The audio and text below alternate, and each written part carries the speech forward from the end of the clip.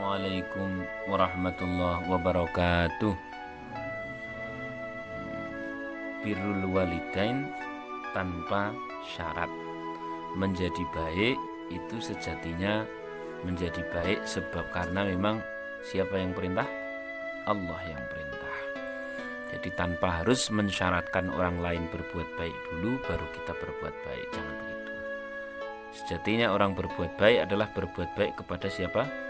Allah, yang kebaikannya akan kembali kepada diri yang melakukan. Nah, dengan kisah ini nanti kita akan semakin cetha, akan semakin jelas bahwa benar-benar berbuat baiklah tanpa terlalu banyak syarat atau bahkan tanpa syarat. Kala itu Nabi Musa alaihissalam berdoa. Dalam bahasa sekarang mungkin berdoa plus kepo gitu ya. Kepo ya Bang. Ingin tahu, ya Allah, kelak aku masuk ke surga, siapa sih orang yang bertetangga denganku nanti? Lalu Allah memberikan sebuah petunjuk bahwa orang yang nanti di surga akan bersamamu wahai Musa, ya Allah, adalah orang yang ciri-cirinya demikian, dia ada di daerah demikian, demikian, dan demikian. Singkat cerita, kemudian Nabi Musa alaihissalam mencari alamat tersebut, mencari orang-orang dengan ciri-ciri sesuai petunjuk. Ternyata adalah seorang pria, lebih tepatnya dia masih muda. Dan begitu datang Nabi Musa, ternyata pria tersebut dia itu sedang merawat babi. Merawat apa? Babi. Yang dirawat dua lagi. Sebelum menemui Nabi Musa, ini anak muda ini merawat babi, dimandikan, dibersihkan, dilus-lus, disayang-sayang, dihormati, ditempatkan di tempat yang tinggi. Maksudnya benar-benar diregoni, dihargai, dihormati, bahkan dijunjung, dimuliakan ini babi. Tidak hanya satu tapi berapa? Dua, babi jantan dan babi betina. Ini Nabi Musa menjadi heran. Bagaimana tidak heran, wong yang ditanyakan adalah siapa orang yang akan menjadi apa tadi? Tetangga. Lu kok malah orangnya adalah pemelihara babi. Ini kan rada aneh ini.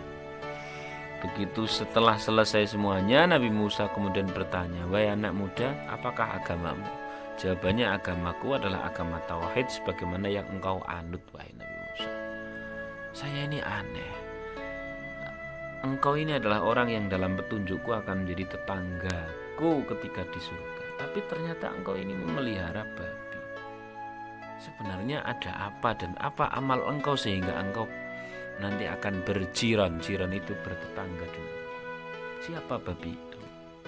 Nah, kemudian anak muda tadi menjawab, kedua babi itu adalah ayah dan ibuku. Yang satu ketika melakukan dosa, maka kemudian oleh Allah Subhanahu wa taala diadab ya bahasanya. Diadab menjadi seekor babi. Jadi adab menjadi seekor babi, maka biarkan itu menjadi urusan antara orang tuaku dengan Allah Subhanahu wa taala. Urusanku adalah berbakti kepada orang tua. Maka setiap hari, setiap pagi, setiap sore saya rawat, saya kemudian muliakan dan sebagainya. Karena sejatinya keduanya adalah siapa? Ayah dan ibu. Soal dia sekarang menjadi babi itu urusan antara beliau dengan siapa? Allah. Tugasku adalah berbakti. Tugasku adalah birrul walidain.